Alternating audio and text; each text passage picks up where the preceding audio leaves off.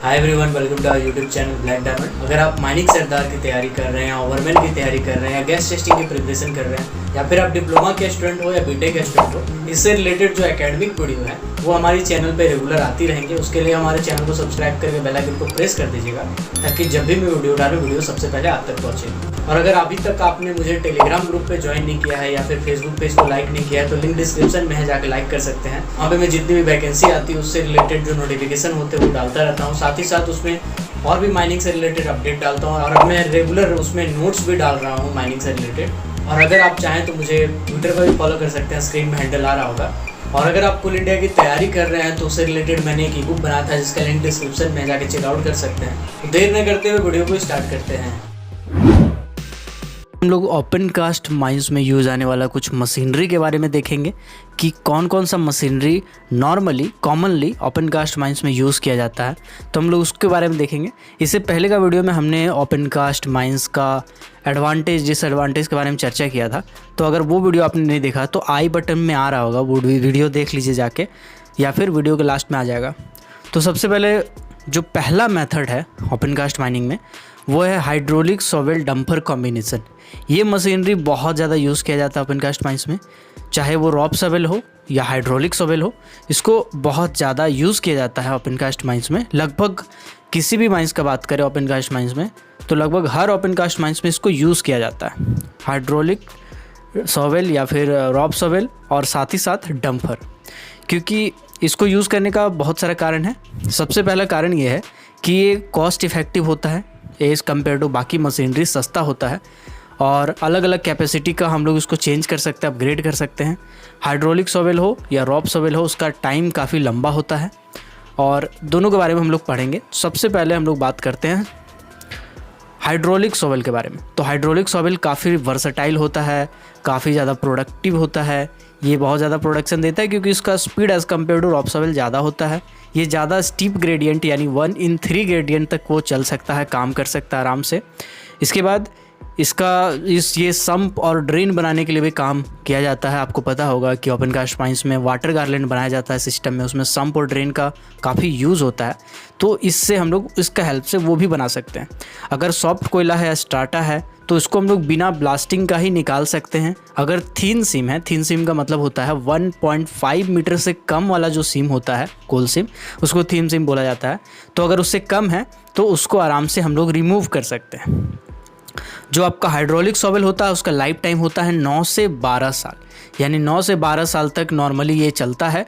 और अगर मैं रॉप शॉवेल की बात करूं, ये हाइड्रोलिक शॉवेल के बारे में बताया मैंने, अगर मैं रॉप शॉवेल की बात करूं तो रॉप शॉवेल का जो लाइफ टाइम होता है वो 20 से 25 साल होता है। मतलब रॉप शॉवेल का जो टाइम होता है वो हाइड्रोलिक शॉवेल से दोगुना होता है। इसके बाद इसमें इनिशियली हाई खर्चा करना पड़ता है। रॉप शॉवेल थोड़ा महंगा आता है as compare to hydraulic shovel, और ये जो है वो माइल्ड ग्रेडियंट में यानी थोड़ा कम ग्रेडियंट में 1/10 ग्रेडियंट के आसपास में वो काम करता है।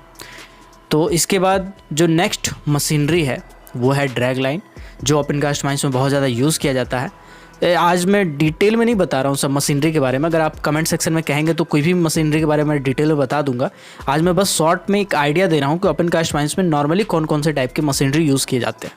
तो ड्रैग लाइन एक मशीनरी है जो 360 डिग्री तक रोटेट कर सकता है। आप फोटो में जहाँ पे देख रहे हैं तो यहाँ पे ड्रैग लाइन खड़ा है और एक जगह से वो डिग करता है। डिग मतलब वो खोदता है, खोदने के बाद उसको लोड करता है अपना बकेट में, और बकेट के थ्रू जो उसमें बहुत सारा रोप लगा होता है, होस्ट रॉप वगैरह सब लगा होता है, उसी रॉप के हेल्प से वो डंप कर देता है डायरेक्टली एक जगह से।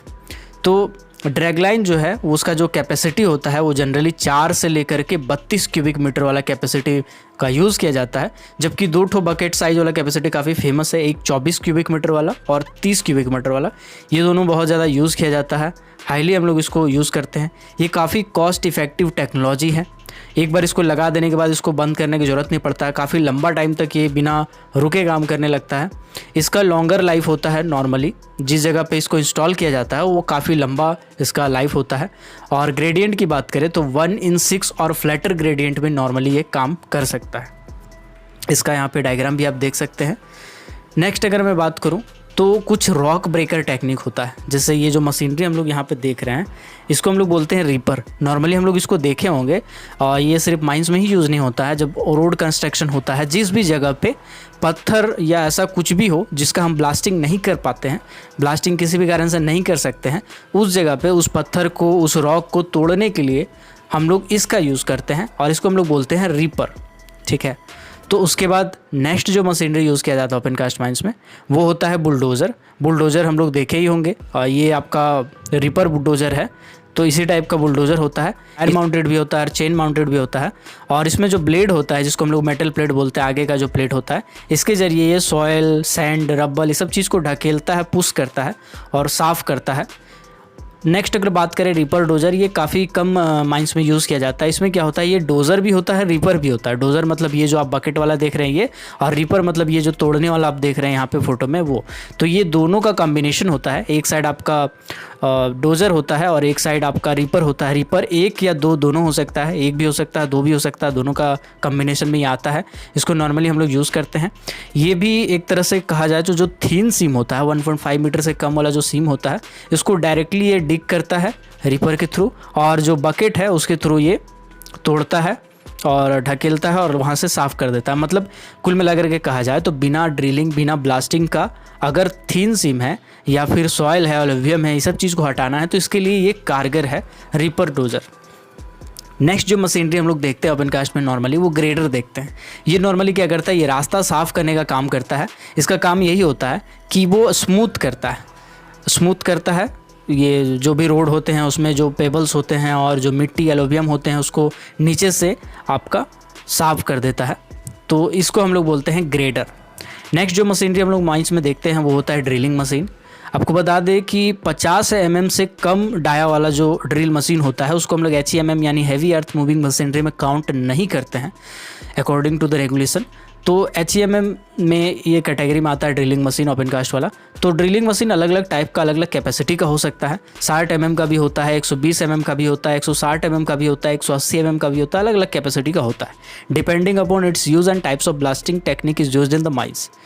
अब नेक्स्ट जो मशीनरी है वो है surface miner. Surface miner normally एक तरह से मोबाइल ओपन कास्ट मशीन है जो कंटिन्यूअसली ऑपरेट कर सकता है, लगातार 24 घंटे तक वो ऑपरेट कर सकता है। ये सॉलिड और सेमी सॉलिड टाइप का जो रॉक होता है, यहाँ पे जो फोटो आपको दिख रहा है, तो ये जो सॉफ्ट रॉक होता है या सॉफ्ट कोल होता है उसको तोड़ने का काम करता है। सॉफ्ट कोल का मतलब बेसिकली बिटुमिनस कोल जो होता है उसको तोड़ने का ये काम करता है। तो सरफेस माइनर CCL का कार ओपन कास्ट माइंस में लगाया गया है और NCL का भी कुछ कुछ माइंस में लगाया गया है। तो ये इसमें क्या होता है, बिना ड्रिल किए, बिना ब्लास्ट किए, जैसे आपको दिख रहा है ये बेंच है, इस बेंच में डायरेक्ट ये गाड़ी खड़ा होता है। पहले बेंच को स्मूथ करके बनाता है ग्रेडर और बाकी मशीनरी के हेल्प है। उसके बाद फिर ये मशीनरी चल जाता है। एक तरह से जैसे हल जोतते हैं किसान सब, उसी तरह से ये काम करता है। ये हल जोतने का काम करता है। इसमें बहुत सारा सीयरर होता है और सीयरर इसको काट देता है। देन इसमें सोवेल और डंपर के हेल्प से इसको हटा लिया जाता है।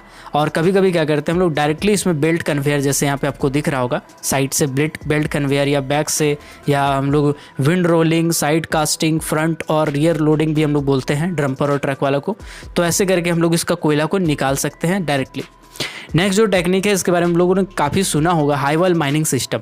तो हाई वॉल माइनिंग सिस्टम का 2 टेक्निक होता है बेसिकली। हाई वॉल माइनिंग में होता क्या है मैं आपको समझाता हूँ। यहाँ पे जो आपको बड़ा सा फोटो दिख रहा होगा, इसमें एक तरह से देखिए दीवार है, साइड एंगल से साइड व्यू है आपका। तो ऐसे ही मशीनरी लगाते हैं और वो मशीनरी क्या करता है, रेक्टेंगुलर होल करके, जैसे गैलरी ड्रिवन करता है उसी तरह से गैलरी ड्रिवन करता है। लेकिन इसका हाइट काफ़ी कम होता है, 1.2 1.8 मीटर तक हाइट होता है, वो उससे ज़्यादा नहीं होता हाइट। और इसमें क्या होता है, सीयरर होता है, बेल्ट कन्वेयर होता है और बाहर में ही आदमी बैठ के ऑपरेट करता है। ये मोबाइल ऑपरेटेड मशीनरी होता है जिसके ज़रिए ये वो काम करता है। ये 2 टेक्निक से हो सकता है। सबसे पहला होता है कंटिन्यूअस हाई वॉल माइनिंग।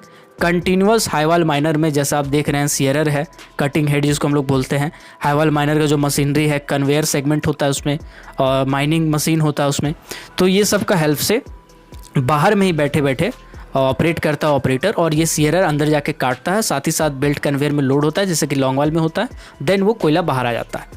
दूसरा जो टेक्निक है हाईवाल माइनिंग का, इसको हम लोग बोलते हैं ऑगर टाइप यानी ऑगर माइनिंग। इसमें क्या होता है, सिंगल और ड्यूल कटिंग हेड होता है जो कि कोल को क्लियर करते हुए स्पाइरल्ड फ्लाइट्स के जरिए उसको निकाल देता है, सर्कुलर एंट्रीज इसमें बनाता है। जैसे आपको गड्ढा सर्कुलर दिख रहा होगा, इस टाइप का दिखता है, और बेसिकली ये जो आपको फोटो दिख रहा है इसी टाइप से वो खोद करके निकाल लेता है, वो टार लेता है, खींच लेता है। तो ये जो है वो दूसरा टेक्निक है। और लास्ट जो आपका टेक्निक दिख रहा है व्हील बकेट एक्सकोवेटर, जो आपको दाना रूपी मशीन दिख रहा होगा फोटो में, तो ये एक्चुअली व्हील बकेट एक्सकोवेटर है जिसको ओपन कास्ट माइनिंग में यूज़ किया जाता है। और ये ओपन कास्ट माइंस का सबसे बड़ा मशीनरी है। कई बार पूछा जाता है ओवरमैन एग्जाम, माइनिंग सरदार एग्जाम में कि ओपन कास्ट माइनिंग में यूज़ होने वाला माइनिंग मेथड में सबसे बड़ा मशीनरी कौन सा है। इसमें आपको ड्रैग लाइन का भी ऑप्शन देता है, लेकिन है एक्चुअली व्हील बकेट एक्सकोवेटर। इसका अलग अलग कैपेसिटी आता है, अलग अलग साइज आता है। कई बार हम लोग थोड़ा छोटा वाला देख के कन्फ्यूज हो जाते हैं कि यार ये तो ड्रैग लाइन से छोटा है, बट ऐसा नहीं है, इसका बहुत बड़ा साइज भी आता है। आप यहाँ पे फोटो में देख सकते हैं आदमी, इसके सामने गाड़ी घोड़ा कितना छोटा छोटा लग रहा है और कितना बड़ा ये विशाल एरिया में दिख रहा है आपका। तो इसका बेसिकली यही काम होता है कि ये जो आपका सर्कुलर टाइप का दिख रहा होगा उसमें सीयरर भी लगा हुआ है, और उसके ज़रिए वो काटता है और कोयला को ऑटोमेटिकली अंदर ले लेता है बकेट टाइप का, और उसके बाद वो बेल्ट कन्वेयर में डिस्चार्ज करता है। और फिर बेल्ट कन्वेयर जिस भी जगह पे चाहेगा, चाहे बंकर का सूट हो, ट्रक हो, उस जगह पे वो डायरेक्टली डिस्चार्ज करता है। कई बार हम लोग थर्मल पावर प्लांट में इसको यूज़ करते हैं बहुत बार। जैसे आपको बोकारो थर्मल वाला जो थर्मल पावर प्लांट है वहाँ इसका बहुत छोटा वेरिएंट आपको देखने को मिल जाएगा। तो ये सब मशीनरी हम लोग नॉर्मली यूज़ करते हैं ओपन कास्ट माइंस में। ये सिर्फ मशीनरीज का इंट्रोडक्शन है। अगर आप किसी पर डिटेल में वीडियो चाहते हैं तो आप कमेंट सेक्शन में कमेंट करके ज़रूर बताइएगा, मैं बना दूंगा। और आप मेरे टेलीग्राम ग्रुप को ज़रूर ज्वाइन कर लीजिएगा, क्योंकि वहाँ मैं ऐसे ही नोट्स, चाहे वो माइनिंग सरदार हो, ओवरमैन के एग्ज़ाम हो, या गैस टेस्टिंग के हो, या डिप्लोमा हो, बीटेक हो, उससे रिलेटेड नोट्स जो मैं वो प्रोवाइड करता रहता हूँ। तो मिलते हैं अगली वीडियो में, तब तक के लिए keep watching, keep supporting, till then जय हिंद।